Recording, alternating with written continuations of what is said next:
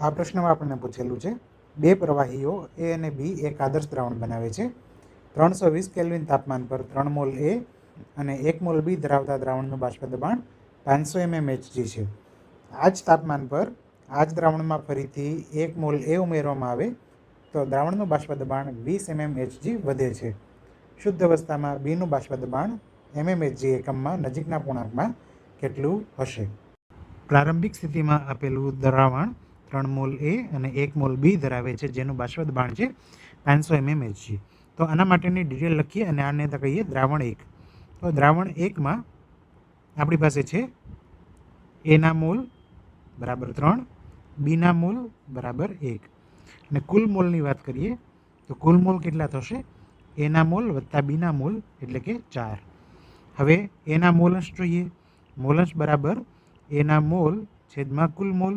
એના મોલ આપણી પાસે છે 3 અને કુલ મોલની વેલ્યુ છે 4.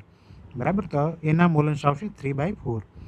અને આ જ રીતે બીના મોલંશ જોઈએ તો બીના મોલંશ થશે બીના મોલ છેદમાં કુલ મોલ. બીના મોલ આપણી પાસે 1 છે, કુલ મોલ 4 છે, તો બીના મોલંશ આવશે 1/4. હવે આ દ્રાવણ આદર્શ હોવાથી આપણે અહીંયા રાઉલ્ટનો નિયમ લાગુ પાડશું અને રાઉલ્ટના નિયમ મુજબ પી ટોટલ એટલે કે કુલ દબાણ કેટલું હશે? P naught A into X A plus P naught B into X B. અહીં પી નોટ એ અને પી નોટ બી શુદ્ધ એ અને શુદ્ધ બીનું બાષ્પ દબાણ છે. શુદ્ધ અવસ્થામાં બીનું બાષ્પ દબાણ પી નોટ બી આપણને પૂછેલું છે. એક્સ એ અને એક્સ બી આપણે શોધેલા છે એ મોલંશ છે.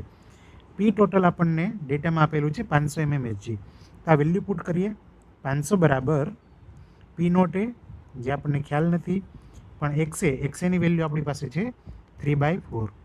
તો 3/4 લખશું અહીંયા, પ્લસ પી નોટ બી જે આપણે શોધવાનું છે તો P naught B into X B. એક્સબીની વેલ્યુ છે 1/4. બીના મોલંશ 1/4. હવે આ સાઈડથી 1/4 કોમન લઈને 500 સાથે મલ્ટીપ્લાય કરીએ તો 500 ગુણ્યા 4 કેટલા આવશે? 2000. ને આ સાઈડ બાકી રહેશે 3 ગુણ્યા પી નોટ એ એટલે કે 3 P naught A plus P naught B. તો આપણને એ અને બીના શુદ્ધ દબાણનો કોઈ એક રિલેશન મળ્યો છે. તો દ્રાવણ 1માંથી આ સમીકરણ 1 આપણે તારવ્યું. હવે આગળ આપણને શું કહ્યું છે કે આ જ દ્રાવણમાં એનો 1 મોલ ઉમેરવામાં આવે તો દ્રાવણનું બાષ્પ દબાણ 20 mmHg વધે છે. એટલે કે 500 mmHg હતું તો કેટલું થઈ જાય છે? 520. અને બીજું કે 3 મોલ એ હતા, 1 ઉમેરવામાં આવે તો એના મોલ થઈ જશે 4, પણ બીના મોલમાં કોઈ ફરક પડશે નહીં. તો આ સ્થિતિને આપણે કહીએ દ્રાવણ બી. તો દ્રાવણ બી માટે આપણે ડેટા લખીએ તો દ્રાવણ બીમાં દ્રાવણ બી અથવા તો દ્રાવણ 2 એમાં એના મોલ 3માંથી 4 થઈ જશે, બીના મોલ થઈ જશે એઝ ઇટ ઇઝ 1 અને કુલ મોલ હવે કુલ મોલની વેલ્યુ એના મોલ 4 વત્તા બીના મોલ 1 એટલે કે 5 થઈ જશે. એના મોલંશની વાત કરીએ તો એના મોલંશ થશે એના મોલ છેદમાં કુલ મોલ એટલે કે 4/5. અને આ જ રીતે બીના મોલંશ એક્સબીની વાત કરીએ તો થશે બીના મોલ છેદમાં કુલ મોલ એટલે કે 1/5. ફરીથી આદર્શ દ્રાવણ હોવાથી રાઉલ્ટનો નિયમ લાગુ પાડીએ. પી ટોટલ બરાબર P naught A X A plus P naught B X B. Again અહીંયા પી નોટ એ અને પી નોટ બી આપણને ખ્યાલ નથી, પરંતુ નવા એક્સ એ અને એક્સ બી મળ્યા છે અને પી ટોટલ કેટલું આવશે? 520. 500 હતું, 20 વધી ગયું, 520 આવશે. પી નોટ એ ઇન્ટુ એક્સ એ એટલે 4/5 પ્લસ પી નોટ બી અને એક્સબીની વેલ્યુ છે 1/5. ફરીથી અહીંયા નીચેથી 5 કોમન લઈને 520 સાથે ગુણીએ તો 520 ગુણ્યા 5 કેટલા આવશે? 2600. 2600 બરાબર અહીંયા અંશમાં બાકી રહેશે 4 પી નોટ એ. તો લખશું આપણે 4 P naught A plus P naught B. તો આપણને મળ્યું છે સમીકરણ 2.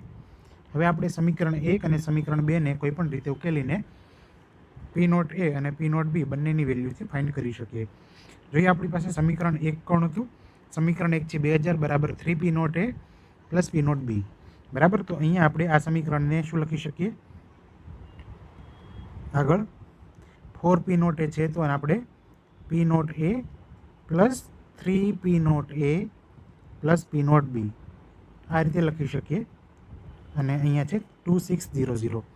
હવે ધ્યાનથી જોઈએ તો 3 P naught A plus P naught B 3 P naught A plus P naught B 3 P naught A plus P naught બીની વેલ્યુ છે 2000 બરાબર. તો આપણે આખા 3 P naught A plus P naught બીની જગ્યાએ કેટલા લખી શકીએ? 2000. That means P naught A plus 2000 બરાબર 2600. આના ઉપરથી પી નોટ એને સૂત્ર કરતા બનાવીએ તો પી નોટ એ બરાબર 2600 માઇનસ 2000 થશે. એટલે કે પી નોટ એ બરાબર કેટલું આવશે? 600 mmHg. હવે આ પી નોટ એની વેલ્યુ કોઈ પણ સમીકરણમાં મૂકીએ તો આપણને પી નોટ બીની વેલ્યુ મળી જશે, જે પી નોટ બીની આપણને વેલ્યુ પૂછેલી છે બરાબર. તો આપણે આ સમીકરણ લઈએ 2600 બરાબર 4 પી નોટ એ બરાબર. સમીકરણ છે આપણી પાસે સમીકરણ 2 2600 બરાબર 4 P naught A plus P naught B. હવે પી નોટ એની જગ્યાએ મૂકશું 600 પ્લસ પી નોટ બી અહીંયા આવશે 2600. 600 ગુણ્યા 4 2400 પ્લસ પી નોટ બી અહીંયા 2600. માટે પી નોટ બીને સૂત્ર કરતા બનાવો. પી નોટ બી બરાબર 2600 માઇનસ 2400 એટલે કે પી નોટ બી બરાબર 200 mmHg, જે આપણો આન્સર છે. Thank you.